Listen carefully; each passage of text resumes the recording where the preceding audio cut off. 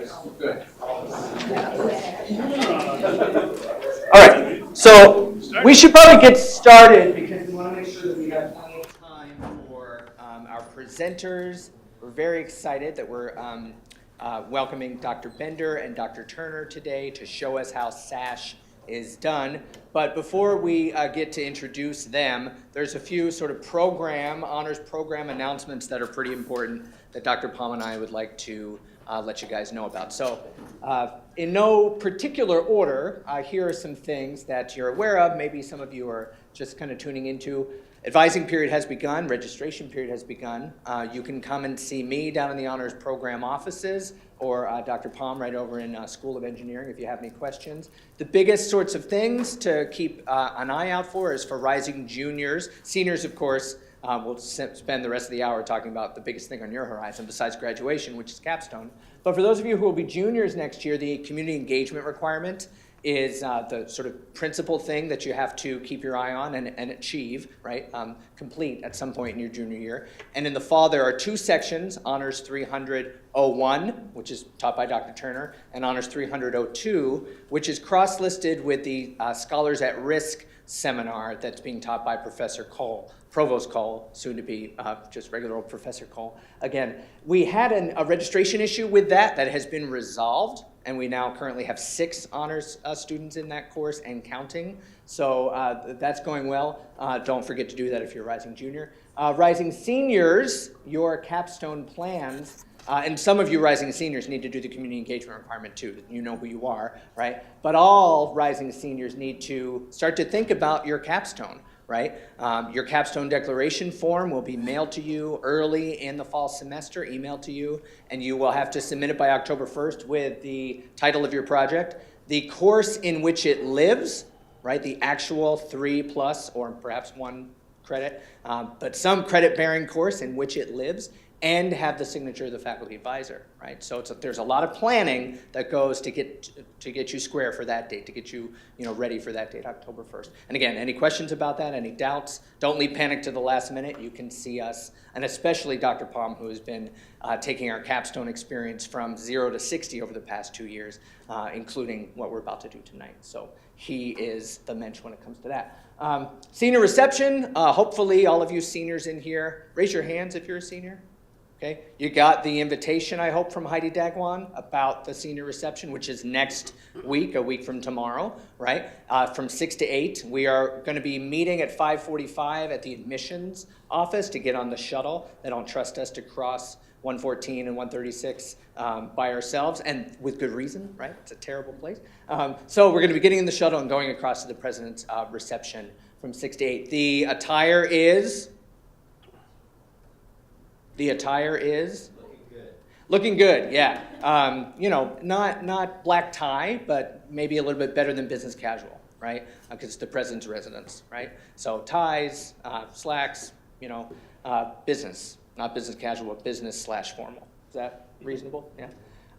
Ambassador applications, I wrote you an email about this earlier this week, and I'll write again next week. You all should know and be familiar with that position and all of the privileges and responsibilities that pertain to it. If you're interested and you want to talk through it some more, you can always stop by.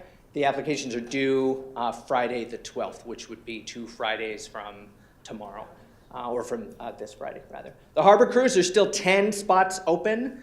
We had a lot of interest. We have 50 spots secured, but there's still 10 spots open. So if anyone's interested in that, RSVP up to the date, really, and more information about attire and the time and all that sort of stuff will come in due course. And then finally, everyone should mark this down. This is a repeat from the information email that came out earlier this week. But the SASH, Student Academic and Honors Showcase and Honors, rather, is happening Tuesday, April 31st and Wednesday, May 1st in Honors. All of the seniors, all 45 of the seniors will be presenting, right, at some point during either Tuesday sessions or Wednesday sessions, and all other honor students, first, second, and third year students, are required to attend. And I believe we're going to make them require one session. We're not going to be hard asses yet and require that you go to 2, but we're going to say that everyone has to attend and sign in and contribute to the discussion in one of the sessions. So more information will be coming across the beam to you soon about that in terms of timing and times that you can be prepared to attend. Questions about these things? No? All right. So the point of tonight, and I'm going to hand it over to Dr. Palm relatively soon here, but the point of tonight is to really model to you with our expert panel of faculty presenters, right, what it means to give an effective capstone presentation. And I'm saying capstone presentation because I think we run the risk of kind of just talking to ourselves and we say SASH, right? SASH is an acronym that even I have to stop and sort of say, what the hell does that mean? Whereas capstone, right? Capstone is your crowning achievement in honors and in your discipline, right? And we're asking you in your 8th semester or in your senior year, right, to turn what you've done in your disciplinary specialization back to the honors community, back to the world, and give us a really thorough and brief, but a thorough accounting of its public merit, right? The public sphere. These are the 3 things that we emphasize in all of our classes: critical or scholarly inquiry, community engagement, and the public sphere. And the capstone, more than anything, is the culmination of your public sphere learning outcome, right? What is the public value of your learning, of your research, of your projects, of your scholarship, right? What's the so what? What mark will it make on the world, right? That's in 15 minutes in the capstone, that's what you are going to be oriented towards, right? Obviously, yes, you have to present your methods, kind of your questions, some of the scholarly inquiry, and even perhaps community engagement material gets into it, but it really should be an emphasis on the public sphere. And we can talk about that after Dr. Bender and Dr.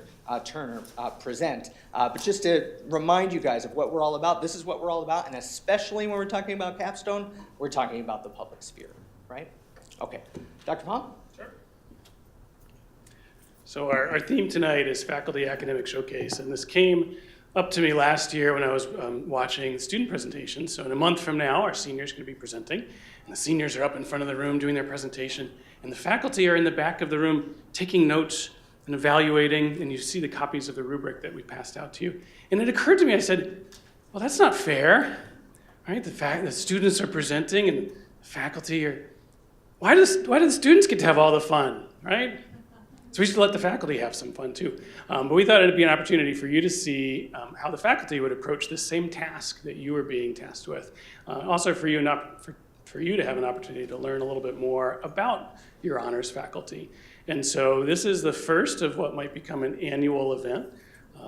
20, 30 years from now, when you're touring the university with your child, you can, in checkbook, you can say, I was at the first Faculty Academic Showcase. It's like Woodstock for my generation. So anyway, that's what we're going to do. So for the first inaugural, because this is such a prestigious event, I wanted to tap a couple of people who have been heavily involved in honors, who really understand the capstone inside and out. And so we do have 2 great guests tonight. They're going to present one at a time, and then we'll have time for some Q&A and discussion, just like we do with the seniors. And you're going to go at the same time? Oh, that'll be interesting. I was wondering what you were giggling about over there.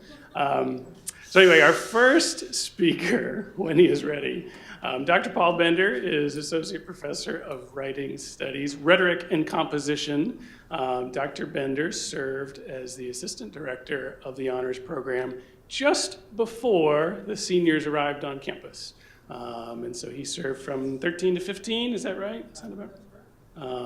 And has been very involved in honors, both while serving within the program and also in his role as a writing faculty member.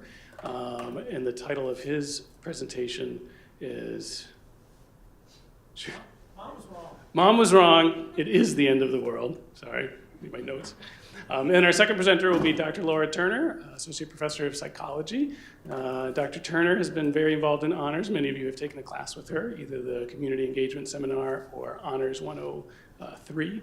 And Dr. Turner's expertise is in developmental psychology. And her title, it starts Curious About Curious George. And lesson learned from me, I should have written this down.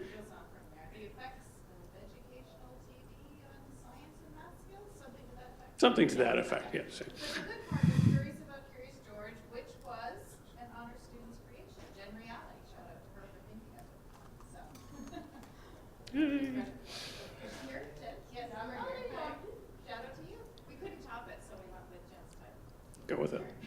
All right, so without further ado, we'll start with our first speaker. We did pass out the public sphere rubric, and this is what, when you're a senior giving your SAS presentation, this is what the faculty in the room are looking for you to do, right? What are the kinds of things that your reflection on your project should address? So as our guests present, you can follow along and kind of make note of what are the ways that they're doing these things. And it's not that you're gonna mimic their presentation. That doesn't really work. It's just an inspiration. It's an example of how you can do it. And then you can take your own path to address those same topics that are listed on the rubric. All right, so again, without further ado, please welcome Dr. Paul Bender to the stage.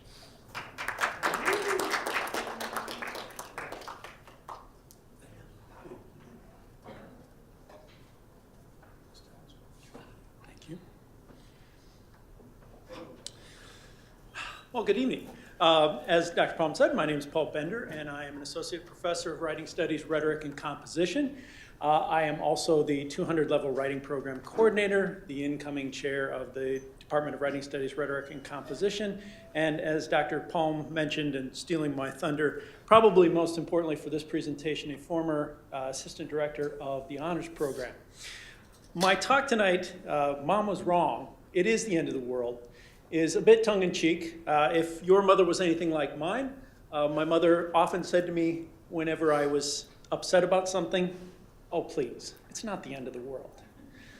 But I've taken a sort of different take on the end of the world, and I've, for the last several years, been very interested in how we portray it, how we think about it, how we talk about it, and more recently in terms of the discipline of rhetoric and composition, the idea of the environmental Jeremiah. Now, Jeremiah was an Old Testament prophet. He is credited with writing, at least in part, the book of Lamentations, and he did lament. He found much to lament about, especially in the fall of his society and how the people of Jerusalem had broken their covenant with God. So Jeremiah sets out a list of complaints about his fellow countrymen, about the fellows of his community. He lays out how we've broken with God, and he lays out the hope that someday we will return to God.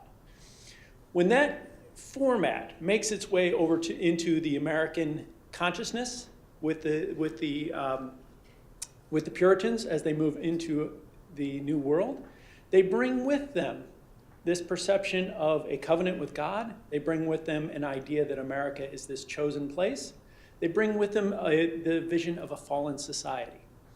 And we see this pattern, this rhetorical pattern over and over again, not just in environmental literature, but we see it in economic literature. The apocalypse is literally everywhere. Everywhere you look is the end of the world.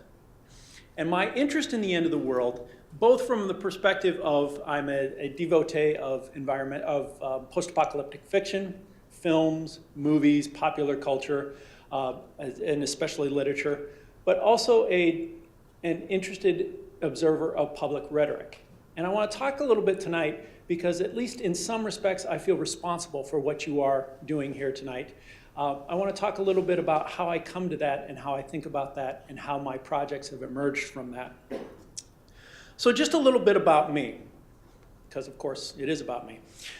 When I graduated with my PhD from Syracuse University, I got my first job at a small Midwestern college in Ohio. It was by chance, happened to be a Christian-affiliated school. I myself am not so much, but there wasn't anything in particular that terrified me about that idea.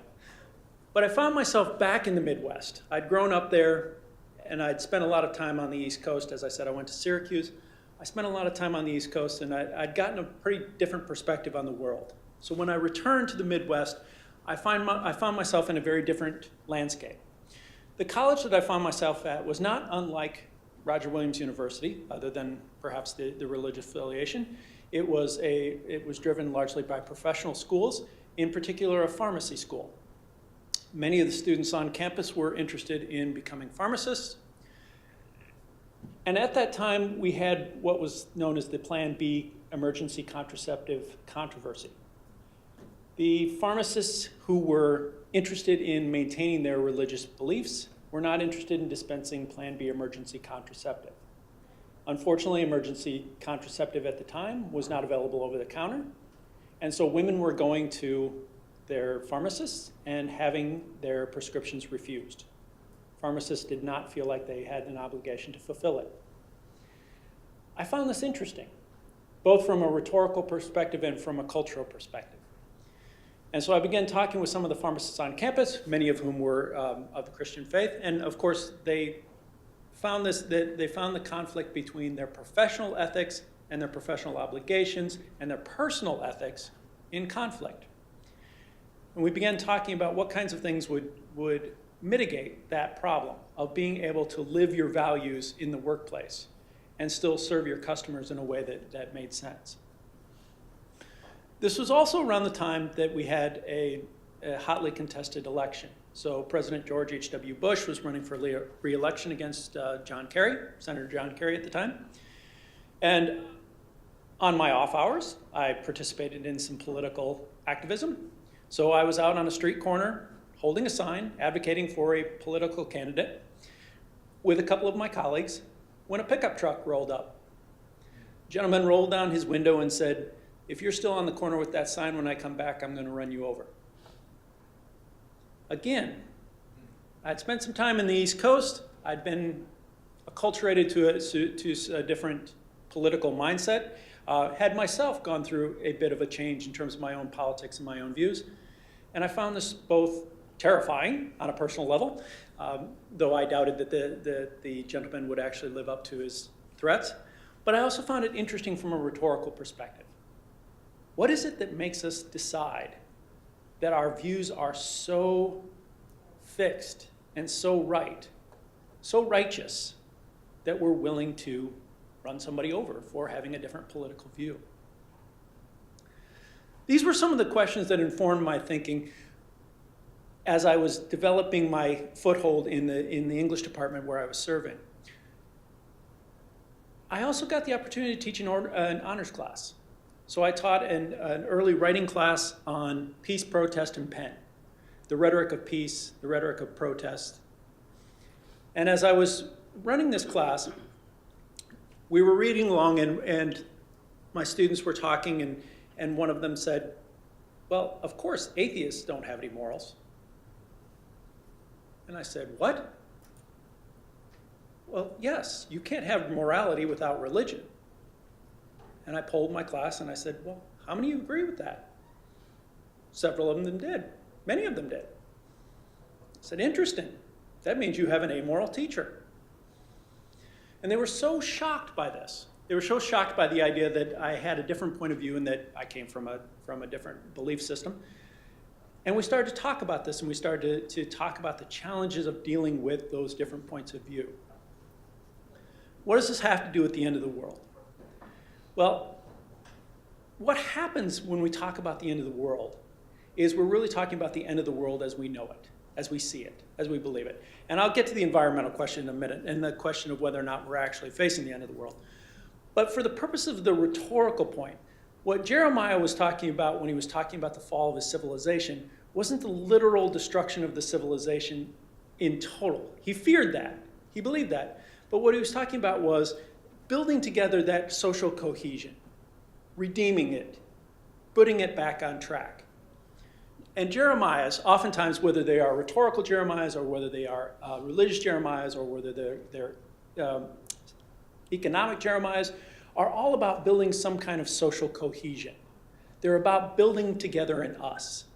And it's usually an us in opposition to a them. Whether it's an insider, the insider baseball where you're talking about the groups inside it, or you're talking about the outsider, those who are making the civilization fall. What's really falling apart is that level of social cohesion. And I got really interested in this question of how does social cohesion happen? How do we persuade one another? How do we talk to one another across what seem like these chasms, these gaps? Because if my world exists, and my world becomes the world that we accept, then maybe yours stops. Maybe it really is the end of the world for you. Now that sounds dramatic and it sounds problematic in terms of the framing of it, and it is. It's oversimplification. But literally, if you think about it from the perspective of somebody who is looking at the world in a completely different way, from a completely different set of values, and you say to them, those values are wrong. That way of believing is wrong. That way of acting is wrong. What you're saying is your world is wrong. You're destroying it. You end up destroying their world. And that puts people in a position of being defensive and being afraid and of sometimes wanting to run you down with a pickup truck. So I found myself thinking about these questions as I was making my way out of Ohio and making my way here to Roger Williams University. And it's there I met a colleague, Jim Beitler, who was also asking some questions about public rhetorics, about how we argue, about how we discuss. And Dr. Beitler, who has since left us and is teaching at a Christian-affiliated school in the Midwest now, he and I had some very interesting conversations. But we were able to talk about across the chasm. We were able to talk together about certain kinds of things in ways that was respectful of each other's traditions. And we thought to ourselves, this is what we should be doing. This is what education should be doing. We were trying to figure out how can education be doing this in a way that gets people to think about that difference and that problem and talk about it in certain kinds of ways. So we started talking about what we called the Citizen Scholar Program. We wanted to develop citizen scholars. And we put together a proposal. We got a presidential grant, and we put together a proposal for citizen scholars, but we didn't have a home until we met up with Becky Spritz and the Honors Advisory Council. And we started talking to folks about what it was they wanted the honors program to do. What did they want it to look like? What did they want it to accomplish? And we found a really natural fit. Problem was, when you saw what we saw, and here's my lament, when you saw what we saw, we went to the SASH presentations, and we saw some fantastic scholarship. We saw some students who were so engaged in chemistry, in biology, in psychology, and boy, could they talk the talk. They got up here and they talked about their research, and nobody understood it. It was so second nature to them, and it was so much, they were so invested in that vocabulary, they were so invested in that methodology, they were so invested in the identity that they had built of themselves that they couldn't talk to other people about it in a way that really made sense. And we thought, what can we do? How do we address this? How do we build something that creates people who can take what they're thinking about, who can take what they're learning, and translate it into something that actually makes a difference? In my work on environmental gyramides, I've come across several that are troubling. And I talk about the end of the world, and I enjoy the idea of the end of the world as a rhetorical feature, but I'm also interested in the environmental question. And one of the environmental questions is certainly, are we coming up on the end of the world? Nathaniel Rich's recent piece on losing Earth. Quote, by 1979, we knew nearly everything we understood today about climate change, including how to stop it. 1979. I was 7 years old when we knew what we needed to know about climate change, including what we needed to know to stop it. It isn't a lack of knowledge. It isn't a lack of expertise. It isn't a lack of research. It's a lack of communication. It's a lack of being able to tell the story as it needs to be told. I'm a misanthrope, but there are two things about humans that really interest me. One is that we tell stories, and two, we believe them.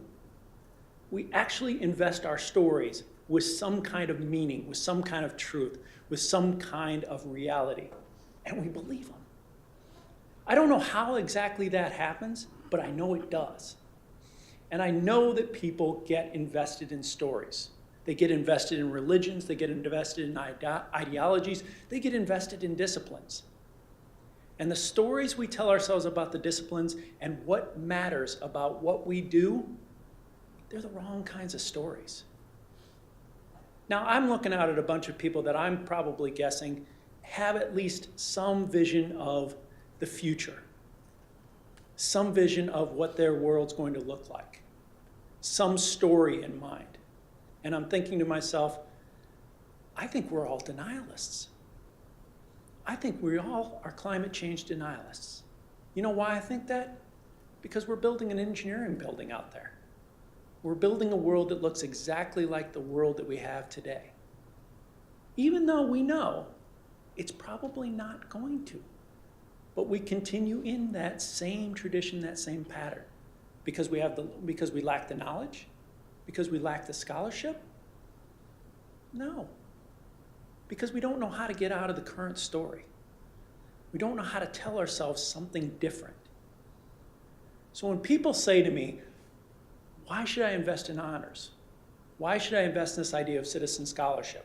Why shouldn't I just do the thing that I really want to do and talk the way I really want to talk and invest in this identity in this sort of way? I think about that. I think about all the work that you are doing that could help us think differently about the stories we tell, the arguments we make, the ways in which we interact. I think there are really interesting stories that could change the narrative in ways that make us able to address the problems that we face. But only the people who are interested in talking across those stories. One of the reasons I have so much trouble doing the things that I do is because I'm so interested in the world of psychology. I'm interested in the world of moral foundations. I'm interested in the world of sociology, literature. I'm interested in the cross currents of the stories that we tell. When I read the literature of my field, I'm interested, but I'm not excited about it because it dives deeper and deeper and deeper down a narrower and narrower and narrower hole. And for some people, that's exciting work, and I'm glad they do it. But that's not why I got involved in honors. That's not why I got involved in rhetoric. That's not why I got involved in teaching. I got involved in these things because this is where we get together to tell different kinds of stories, to tell different kinds of ideas. I think my mom was wrong. I think it's the end of the world. But on the other side of the end of the world, there's a new world waiting. We get to build it if we tell the right kinds of stories. Thank you very much.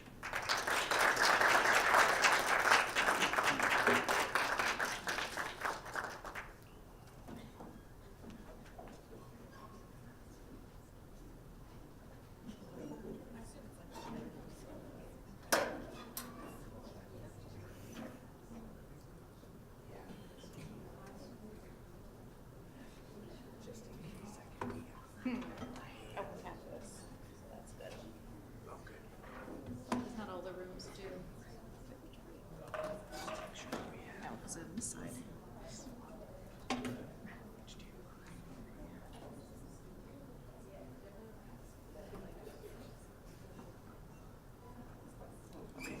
All right. This is the one I have as a placeholder. Oh, awesome. That's a good one. I didn't find that image.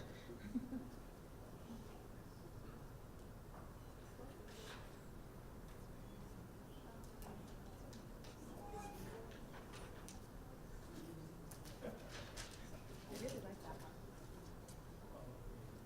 Right. I'm actually not one to stand behind podiums, but does that work better for recording? The voice? And in fact, can you maybe... Yeah. I'm a bit shorter than Dr. Bender. And as I was listening to Dr. Bender's talk, I was thinking how exactly opposite they are. So Dr. Bender's talking about the end of the world, and I'm going to talk about beloved childhood television shows. So we kind of couldn't be more different, which will be kind of fun for all of you, because the SASH presentations are also different when we get to see them in a month or so. All right, so hello. Nice to see a lot of you. Are so many familiar faces. It's exciting to see you as you're heading into your juniors and seniors years. So the topic of my talk, and again, another shout out to Jen, Curious About Curious George, the effects of educational television on children's understanding of science and math. Okay, just a little bit of background to put this where it belongs. First, a definition of educational television. There are lots of different definitions of educational television in the literature, but one that captures most of it is simply programming that is based on developmental or educational goals. And what we mean by those goals, they can be almost anything. They can be academic skills like learning letters, learning numbers. They could be pro-social behaviors, how to share, how to be kind, how to understand others, language skills, and even broadly based cognitive skills like problem solving and reasoning. So the variety of educational television is quite striking. Okay. To help, again, better understand the kind of research that goes into this, I'll refer to Sesame Street, which is really considered the gold standard of educational television. The creator's goal, and it was created over 50 years ago, if you can believe that, it was to, quote, master the addictive qualities of television and do something good with them. So this was the founding mission of Sesame Street back in the 1960s, and to put it in historical context, this was the time of the war on poverty. So really a goal for Sesame Street was to especially help children from lower socioeconomic backgrounds be ready for school.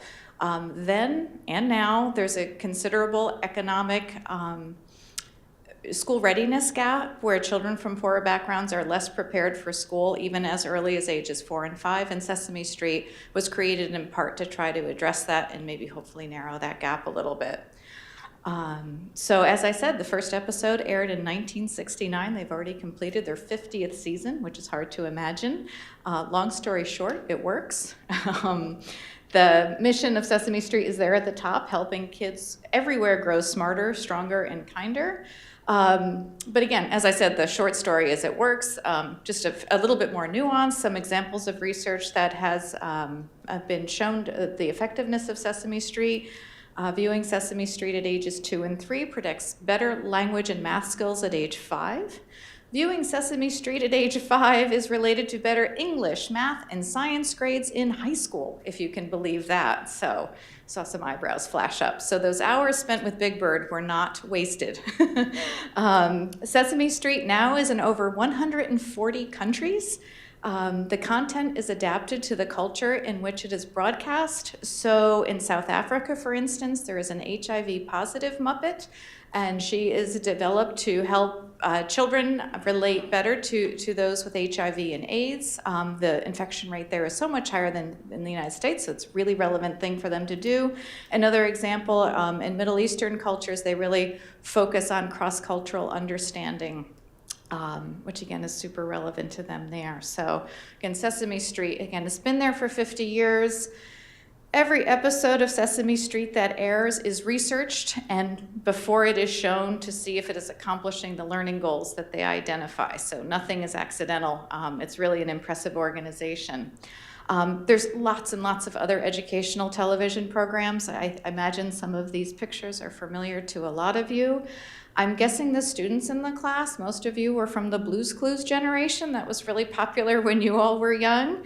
You'll be happy to know that Blue's Clues is related to enhanced cognitive outcomes across a wide variety of measures, including problem solving and flexible thinking. So if you can remember back to Blue's Clues, Steve, who was hopelessly dumb, always needed children's help to solve those riddles. When you talked to Steve, when he was in the TV, that really helped your own problem solving and flexible thinking. So now as adults, you might wonder a little bit about Steve and what was really wrong with him, but as children, you were completely engaged, immersed, talking to the television, and it turns out it's actually pretty good for you. Some of these other programs also might be familiar. Clifford, Arthur, and Dora the Explorer are all associated with enhanced language development. The upper right, I don't know if that's as familiar to you, his name is Daniel Tiger.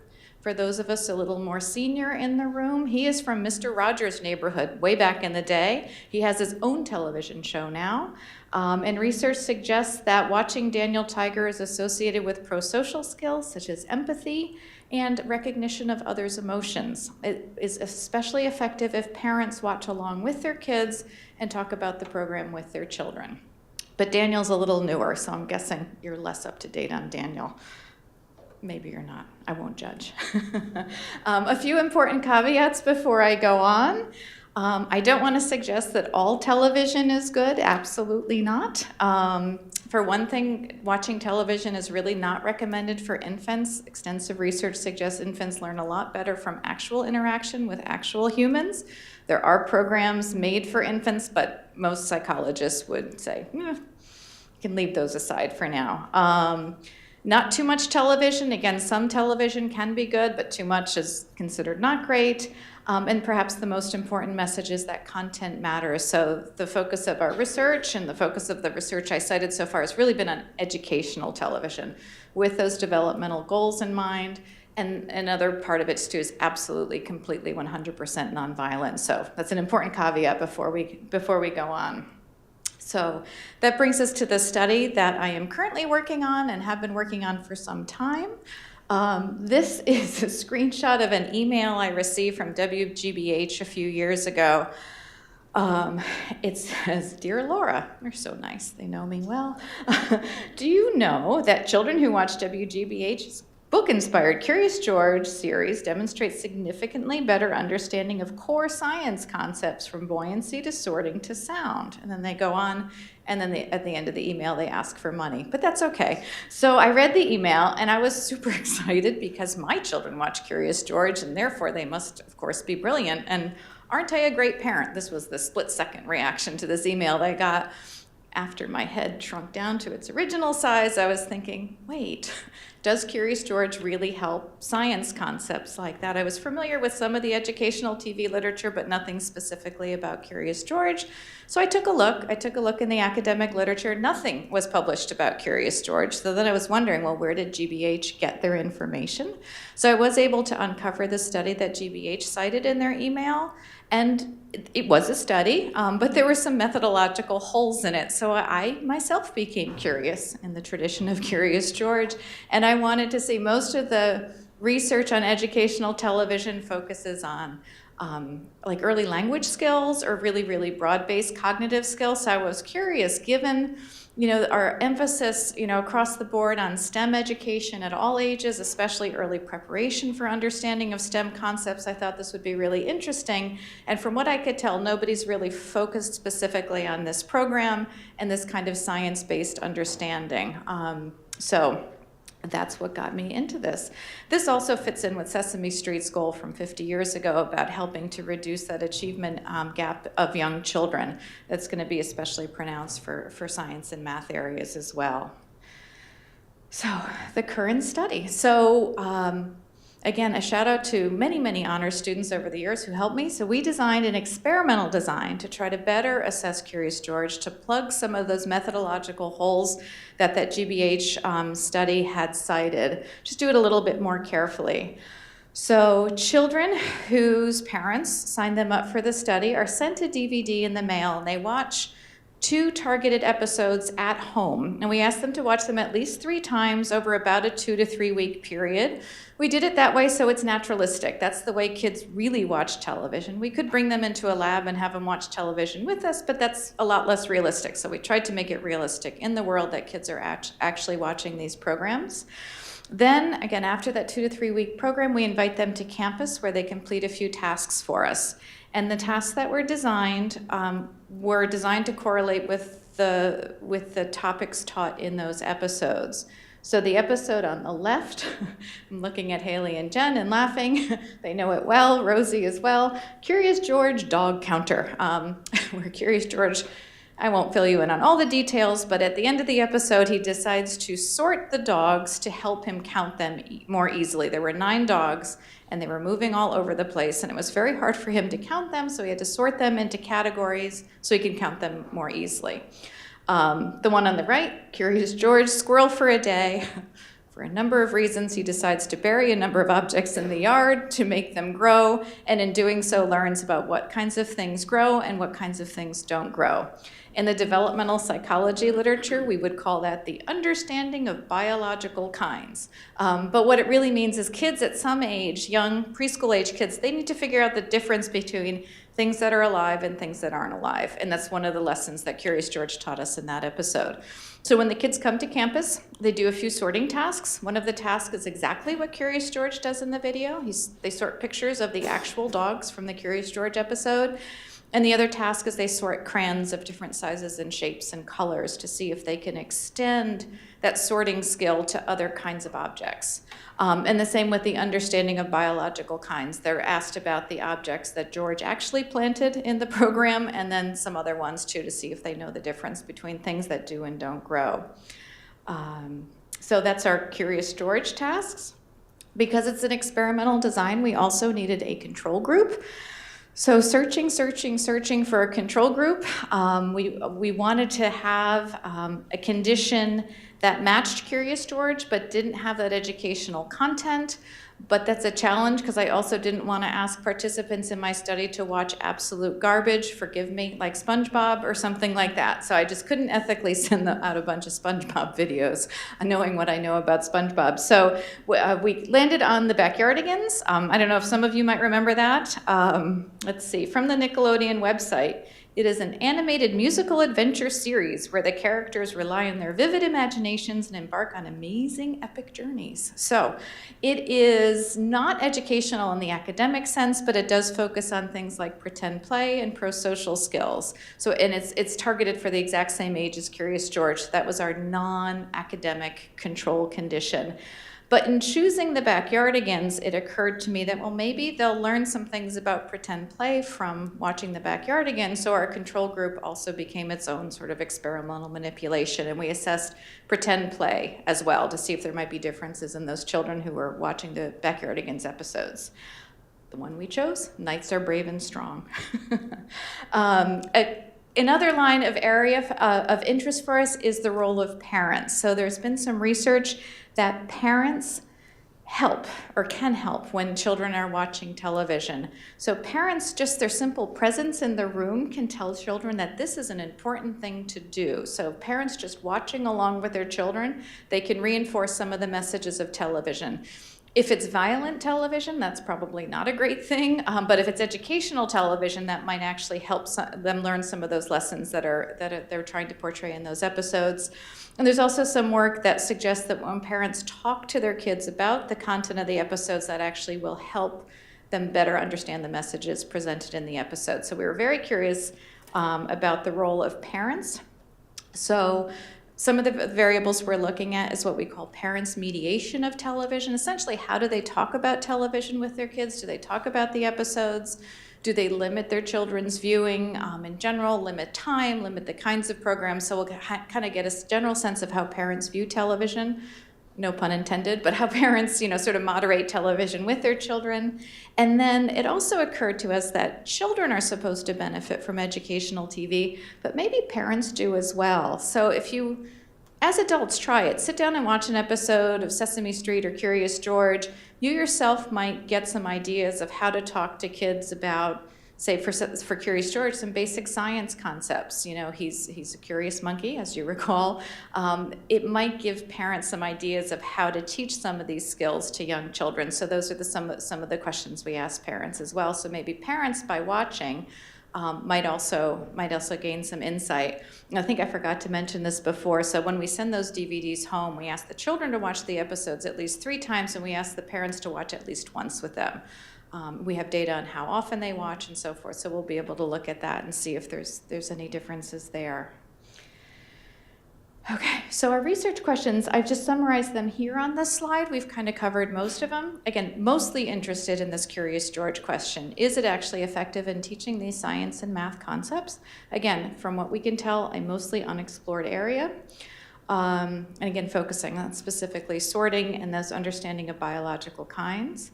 A secondary question, does a pro-socially oriented show like the Backyardigans help enhance pretend play? That's an important aspect of children's development as well. And then those research questions we have about parents. Does educational television maybe actually help parents as well in terms of giving them some skills, some parenting skills, and helping explain these concepts to their children? And then finally, sort of parents' general attitudes about television. Is that related to how children might learn from television? So those are our research questions. So the data collection is ongoing. I've built you all up, and I don't know what's going to happen. We have big plans for learning a lot this summer and into the fall, so I don't know yet. So not to build you up, but Dr. Palm and Dr. Campbell assured me that a work in progress was okay. Some of you for your SASH presentations might not quite yet be done, and that's okay too. So I'm here to give you an example how my work is not yet quite done, but still worth presenting at SASH. It's okay. And when I think about this study too, so, the potential impact, again, we don't know what's going to happen, but there is a potential for impact. About 96% of American homes have at least one television, which is kind of staggering. As I talked about, again, that goal of Sesame Street, this might help all kids get a little bit more ready for school. It might help reduce some of those income gaps in school readiness. It might help parents understand how to sensibly use media. We are awash in media. It is hard to sort it all out as a parent, but this might give parents some suggestions about how they can use media to help benefit their children. And one of the other things I really like about Curious George and some of the other programs I've discussed, it's available on public television, PBS. So you don't need a fancy cable subscription or streaming service to access these programs. If you have an antenna, chances are you can hook into a local PBS station, so it's one of the last free areas of media programming. So it really is truly accessible to all of us. It's actually, funded by many of us, viewers, they hit me up for money when they told me about Curious George. So again, it's part of our roles as citizens to sort of help make sure that this really, really high quality educational programming is available to a lot of people, and it's no accident, I don't think, that most of those programs I discussed are actually all PBS programs, and actually the list is much longer than the ones we talked about.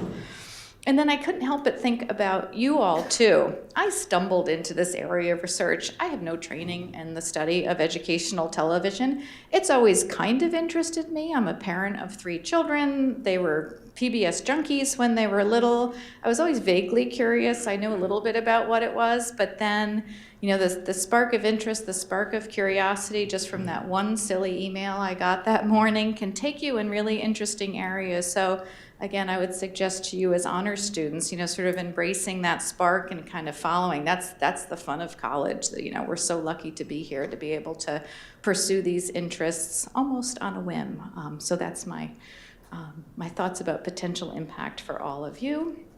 And then finally, a thank you, of course, to the families who give so generously of their time and helping us by participating. And my students over the years, a few of you are here, so thank you. Haley, Jen, Rosie, did I miss anyone? I think that's mostly it. But again, some students over the years, so all right. And if you come back later this summer, the fall, I'll have an answer for you if it actually worked.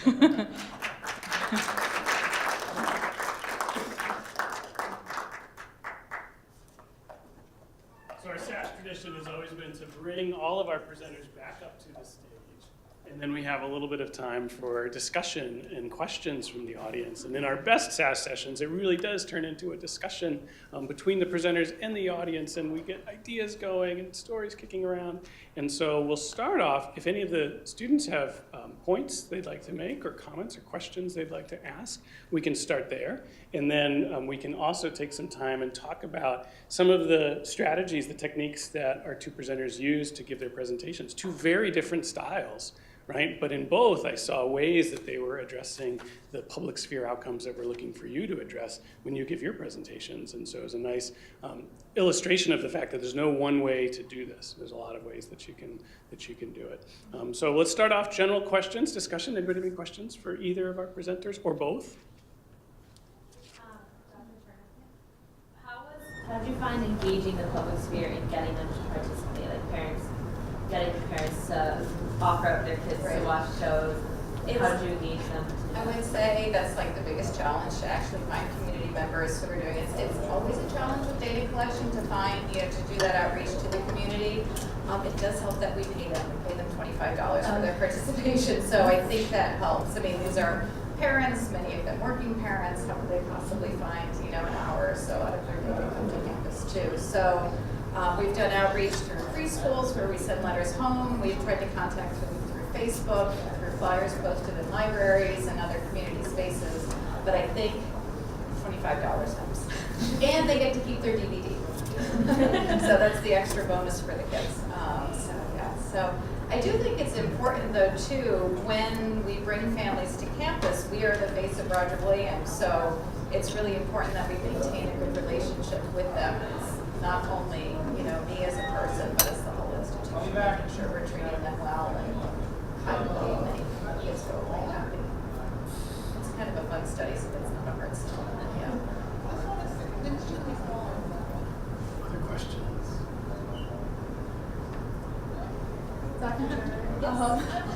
I was just wondering, so I know that there's a lot of factors that can influence how a child can do in school, one of which I was just watching this at the table last week. Okay. Class.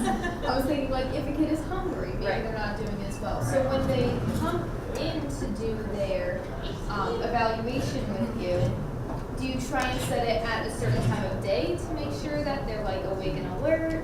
Do you instruct the parents to make sure that they're well fed? Like, is that a factor that you take into account, or is that like a negligible factor? It's probably an important factor, but as I said, we're so desperate to get anyone to come. There aren't many constraints put on that. We set up times at the parents' convenience. We're available on weekends, evening, days, whatever works for them. With the experimental design, so if there is something that a child is really shy around adults or really tired or something like that, it should theoretically balance out across the conditions and negate itself. Theoretically, with the experimental design. But those are factors to think about too. We do have some additional, little bit of background information on the family, like education level and things like that, so we can make sure that one group wasn't accidentally a higher socioeconomic status than the other. Or there weren't maybe more boys who watched one show and girls who watched the other, so we can look for all those things too. Those are good questions. But again, in my world, we're so desperate to get participants. It's not like, handing out a survey to an intro psych class and getting, 30 people in a minute. So we'll take them and then hope the experimental design balances out some of those differences that the kids might be coming with. I have a question for Dr. Bender. Yeah. I guess, so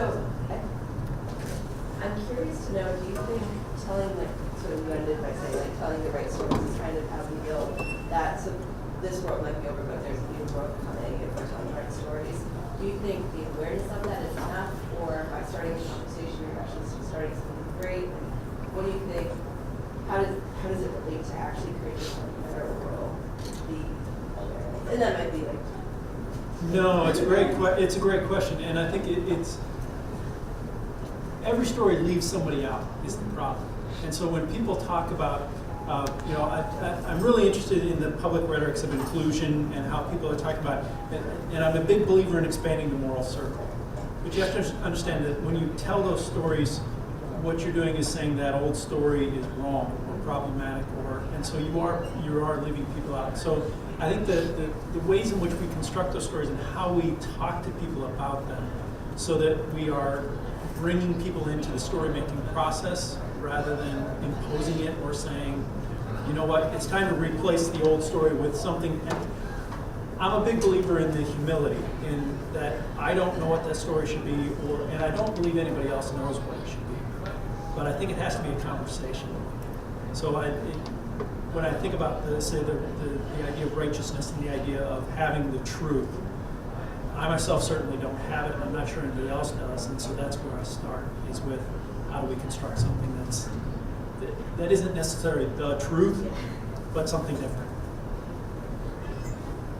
Quick question for Dr. Bender to follow up on that, because it seems that there's kind of an inherent contradiction, which are often very ripe for academic probing, right?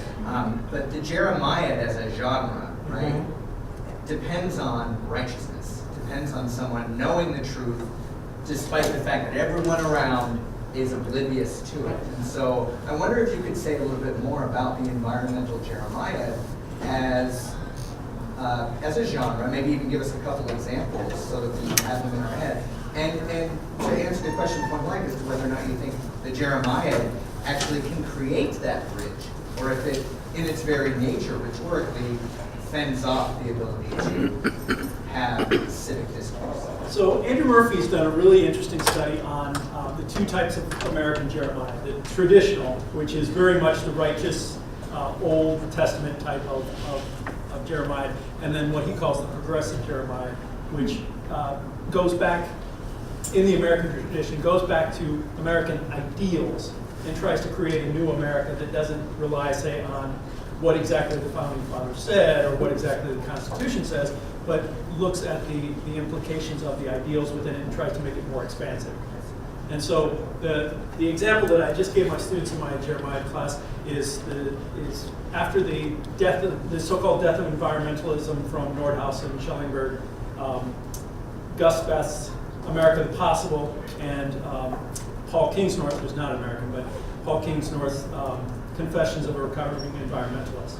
And Kingsnorth very much says environmentalism has gotten off the rails, it's into sustainability, it's in capitalism, it's in Marxism, it's all these things, when really what it should be is about saving place. So it's a very much a sort of traditional Jeremiah, let's get back to saving natural spaces. Whereas Speth is very much expansive, bring in the community, bring in a much richer, broader vision of environmentalism that takes into consideration questions of social justice. And so, as I said, Kingsnorth, if Speth's vision comes about, Kingsnorth's environmentalism is dead. His world ends. Right. But Kingsnorth could exist inside of Speth's. Right. And so, excuse me, the other way around. But that notion of the progressive Jeremiah is one of the places where it becomes not so much the righteousness of the exact truth, but of the ideals.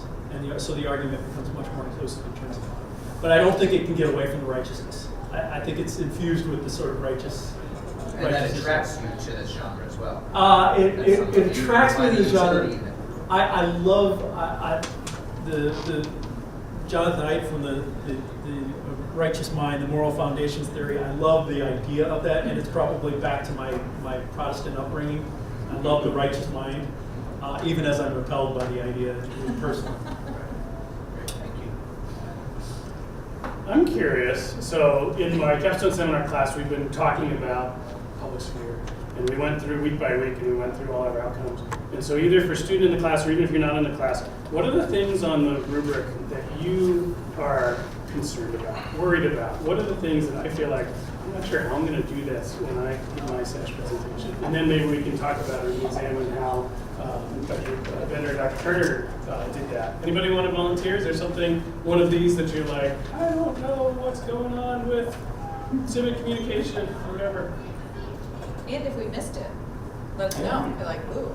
Jen's got her hand up. One of the ones that I noticed was the last one, challenging context and structures and challenging the audience to use their own education. So I was just kind of wondering how you guys kind of address that. Because from my standpoint, doing legal studies and studies, it seems like it would be really hard to engage people from a science background or engineering background or something like that. When I looked at the rubric, I asked Dr. Paul to send it to me before I prepped my talk. I looked at that and I'm like, I also didn't quite know where that comes from or how to address it. So I'll offer. legal psych and legal studies and psych. But I mean, I have ideas for you, but why don't you go ahead? No, I was going to say, I Yeah. saw it in Dr. Bender's talk. I mean, challenging the whole context of science, right? 1979, we knew everything we need to know. Nothing's happened, really. Is science even relevant, right? I mean, right, you're kind of challenging. That's the context that we've established. Here's how we address environmental problems, right? But maybe not, right? So I thought that was an example I saw in the argument you were making. And like all of us as citizens, if we knew it since you and I were little kids, now we're not little kids, what are we wasting our time about? And everybody, all the leaders came ahead of us. So yeah, I saw it clearly. And I saw it from what Laura was talking about, her research in a way that I could clearly understand. I didn't need any specialized knowledge or and it brought it home to me as if I'm a parent or if I'm thinking about teaching or if I'm thinking about. So she was already bringing me in and including me. Her talk didn't exclude me at all.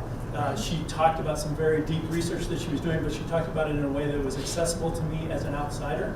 And so I didn't feel like I was listening to I didn't feel like I was at the American Psychological Association Right. conference. Right. I was listening to something that I could digest and make a part of that.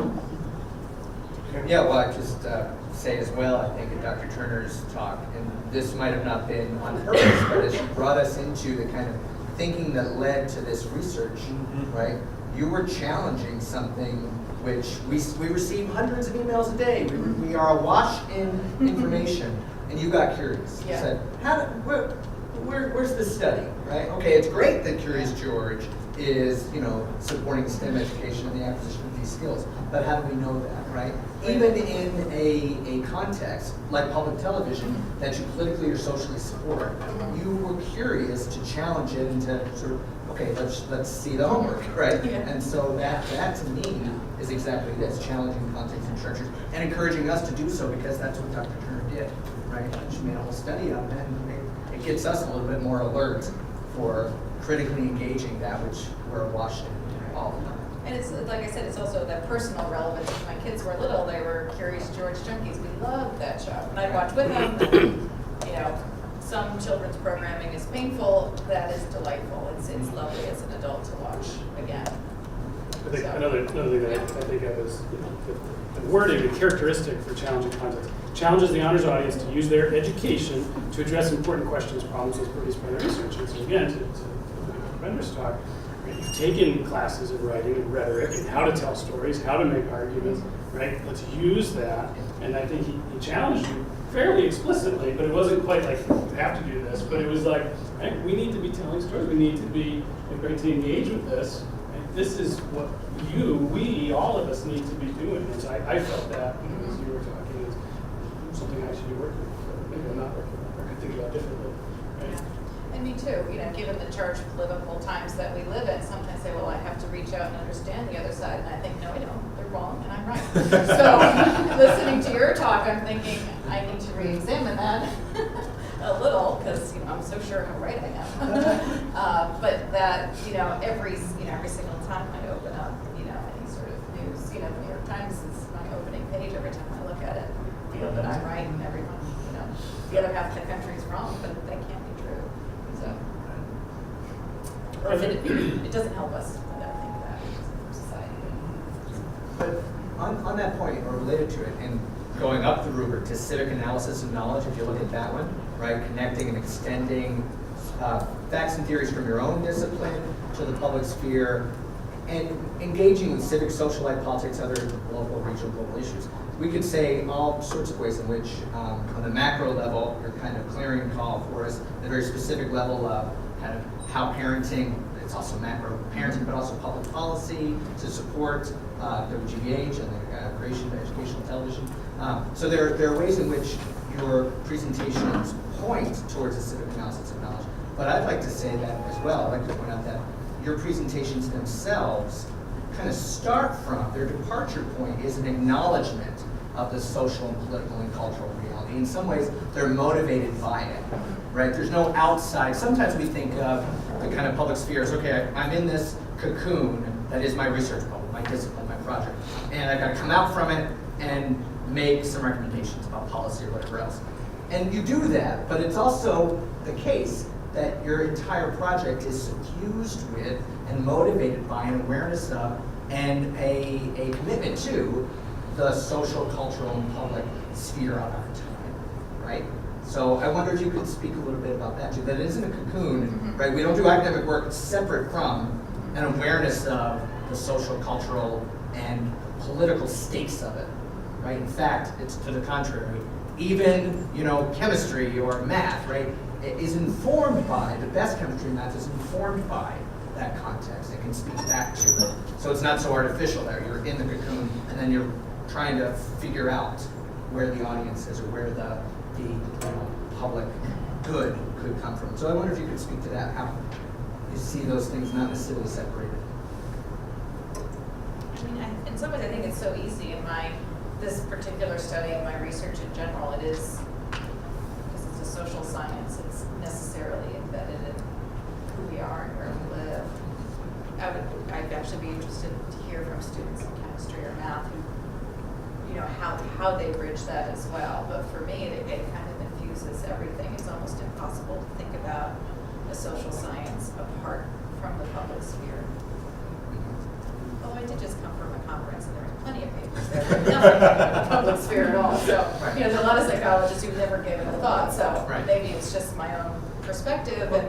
And honestly, just from being involved in honors all these years and working with students and, you know. Well, I guess in a concrete way, where I saw it come out for you, Dr. Turner, was that, and again, this might have just been so suffused that you didn't think of it, but what makes this really interesting is that we have this cultural emphasis on STEM, and we keep saying STEM, STEM, STEM.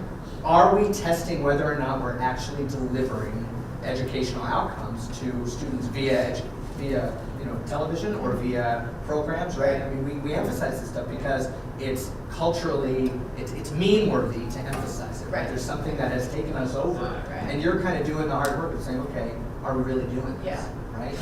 And so it's almost, it's been inspired by that cultural phenomenon, right, in a way. And then obviously there would be outcomes that would be testable. Yeah, that would transfer back to the public sphere. Right. Yes, this works. That's right. Yeah. Well, and I guess in the same way, my work in public rhetoric is by nature public. It is that question. But I'm always curious that because we can, should we? And I think that so many in the science field and so many in the engineering field and so many in the, you know, when I hear people say, yes, we can suck CO2 out of the air by building these machines and doing it. What? What? Can we take a step back? We can do this. Should we do this? Or should we do something prior to make sure that we don't have to do this? So I think there's so much that we get caught up. Institutions are in the business of reproducing themselves. And we know this. And academic disciplines are in the business of reproducing students that look a lot like us. But I really don't believe the world's going to look like it. The world doesn't look like it looked when I was a kid. So it's not going to look like this in the future. And so institutions are always behind the curve in terms of thinking about what something should look like. And so I don't want to belittle and I don't want to diminish the kind of work that goes into sort of the narrowing and the focusing and the going to grad school or whatever it is you want to do. I went down that path.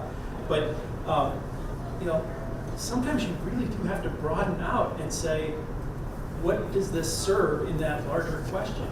And it bothers me when I hear presentations or when I read things in my field that either don't ask those questions or ask them in ways that somebody who hasn't had 12 years of graduate school can't answer. What are we really doing? And so that question is always in my mind in terms of what questions are we really asking here and why are we asking them? Other student concerns. I have an idea for one I want to ask about, but I want to give you the first opportunity. Having seen your work, he has some concerns. But don't worry. Having seen their work. Anybody? Anything you're like trying to figure out how am I going to do this? So the one I was thinking about, diversity of thought and experience, the characteristic states demonstrates evidence of critical reflection on the specific field of study as it relates to working within and learning from diverse communities and/or cultures. Dr. Campbell just got back from Brazil, right? That sounds like working with diverse cultures, communities. There's no Brazil in these talks, right? How did they address that outcome? Did they still speak to their reflection on learning from or thinking about diverse perspectives? Anybody see any examples or Olivia? So both of them in their talk mentioned a lot of viewpoints of different people, such as what parents are thinking instead of what you yourself are thinking, or what people of a different political party are thinking instead of what you're thinking, which may not be diverse in a traditional sense, but is in more communities. Other thoughts?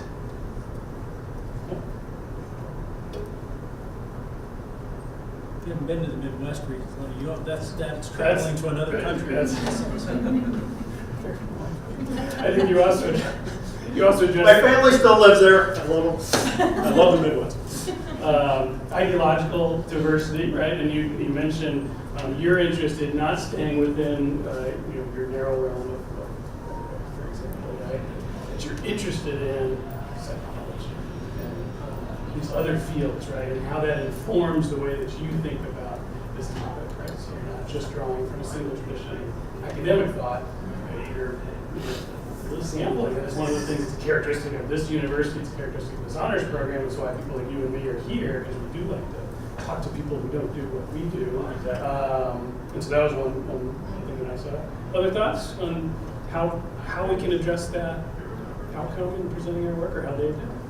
Well, one thing I really like that Dr. Bender did is that when he was talking about like people who had like different ideas of thinking, like when he was talking about like the Plan B controversy, he never said like who he like believed was right or wrong. Instead, he just said how he went further to understand like the other side and like why like they were doing it. Or which side he was holding up and who it was who was holding up. Yeah, good. And Dr. Turner, in your presentation, made a clear emphasis on the achievement gaps, right, the role of socioeconomic status, children's backgrounds in this, and this project has direct bearing on considerations of diversity.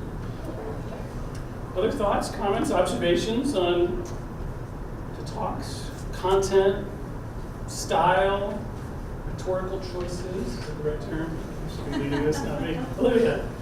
So both of you guys, I think, really rely heavily on PowerPoints, which I know has been very heavily used in previous SAPS presentations that I've seen from like when I was a freshman and sophomore.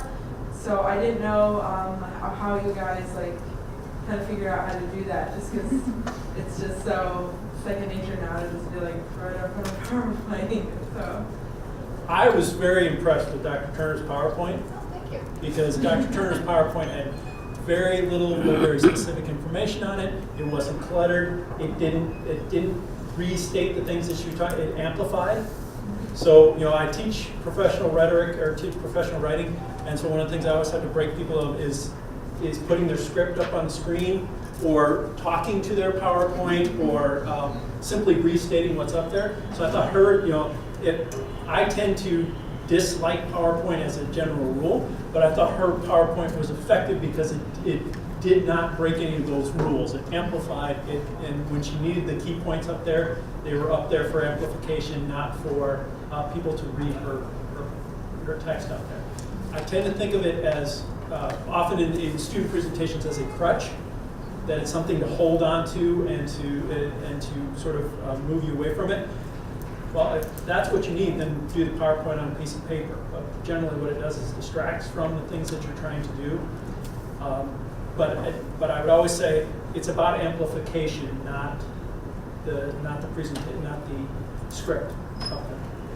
And when I give my students presentation assignments, I'm never sure if they read my assignment sheet. What I always write in there is there should be hardly any words on your PowerPoint screen. Use mostly images, graphs, figures.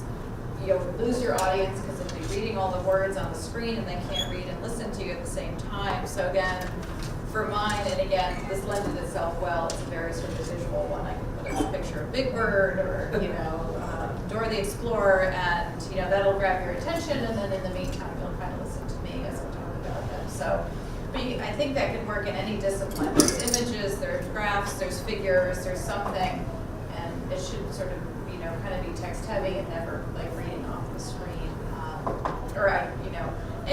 I've been doing this a long time, so I'm sure my first PowerPoint was just like the ones you see in the SASH presentations, lots of words, and I was paying attention to make Sarah reading my screen. So it's an evolution away from that to try to do it.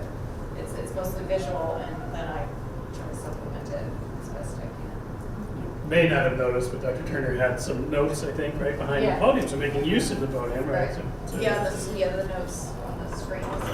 And I find in my own work, if you're telling a story, sometimes it's easy to do that without notes, versus if you're just I'm rattling off this information, I got to remember I hit these key ideas. If you're telling a story, and your project is something you've lived, your presentation is as much about you and your journey as it is your project, and so it's just something where you're just having a conversation with people, when I try to prepare something, even my intro, which I feel bad about, when I try to prepare in advance, it's like, I get stilted and stuff. But if I'm just talking, it's just like, it just kind of flows right out. I don't feel the need to. But practice. Practice. Practice. And less is always more. You have 15 minutes, which effectively with tech transfers, cuts down to 12 minutes, right? And so it's less is more. It's tell a story, it's practice, and let the audience who doesn't know your work, right? You may have taken a class with these people 2 years ago. They might be on your hall still, but they don't know your work. Let them in to your story, right? Because they're the public, we're the public, right? And the public beyond should be addressed too, in the hypothetical, right? But it's really about boiling down. And the tendency is, the scary part is if you've got your advisor in the room, the tendency is to talk to them. But they know your work. They know the things. And I say this advisedly, and you may have talked about this a little bit, that there's a way in which some folks in the university, some faculty folks in the university would look at a presentation that didn't do the deep dive into, it didn't look like a conference presentation for specialists as a kind of failure. And we've had this discussion among faculty, and we've had this discussion in the honors program. But I couldn't have understood the fine points that Dr. Turner was talking about had she gone into, and I would have turned off. Yeah. But I was engaged. I was listening, and I knew it had implications for me beyond that. So the presentation that she gives at a professional conference, I'm guessing would be much different, have much different language, would offer a very different perspective. That's not your audience. That's not who you're talking to. I have no idea what those terms mean. One of the things I thought about doing was bringing in a professional journal and reading you from my field. Why? I don't want to hear that. That's not what I want to spend my... I came here to hear about your research. I came here to hear about what you learned. I came here to hear about how you connected it to this larger question. I'm not here to hear the finer points of psychology. So the story that you're telling me about the work that you've done, why it got you excited and why you're passionate about it, why you think it matters, I want to hear that. Which can still be challenging. Yes. It should be challenging. It shouldn't be dumbed down. That's just to amplify what I think you're saying by not saying. It's not eschew the jargon to go with a dumbed down version. It's the challenge of making what the jargon is. Jargon is shortcuts, right? But slowing down and telling the big story, the so what story, and challenging other people to care about that, right? And bring them in, right? It's a tough thing to do, actually. It's a really tough thing to do, but we have high standards in honors. It used to be the case that you got this assignment at the beginning and at the end. The honors program has done much more to sort of build this in, and I know Dr. Collins has been working with you throughout, and I think you'll probably be more comfortable given all that experience that you've had doing that. We'll do workshops. Workshops coming up, starting next week. I want to be mindful of time, because we originally said 5 to 6. If there's one last question from the students, jargon. Hearing none, I want to take a moment to thank our presenters. As I mentioned, this is our inaugural. It seemed worthy of some acknowledgement, and Dr. Campbell and I were trying to think what would be an appropriate thing to acknowledge. And I said, well, this is really about the exchange of ideas, right? And so if you think back to your first year at the Honors Retreat, one of the TED Talks that we had you watch was by Stephen Johnson, who studies innovation and ideas and how ideas come together. And he talked about the coffee houses in Europe, and how when people stopped drinking beer throughout their day and started drinking coffee, and how the quality of the intellectual interchange improved. So we thought an appropriate gift would be, that would be better than coffee. So a card and a Starbucks gift certificate so that the two of you can engage further in intellectual exchange of ideas. So Dr. Bender, thank you.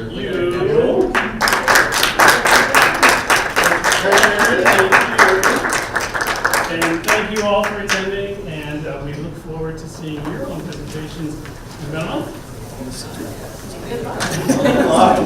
Help yourselves to treats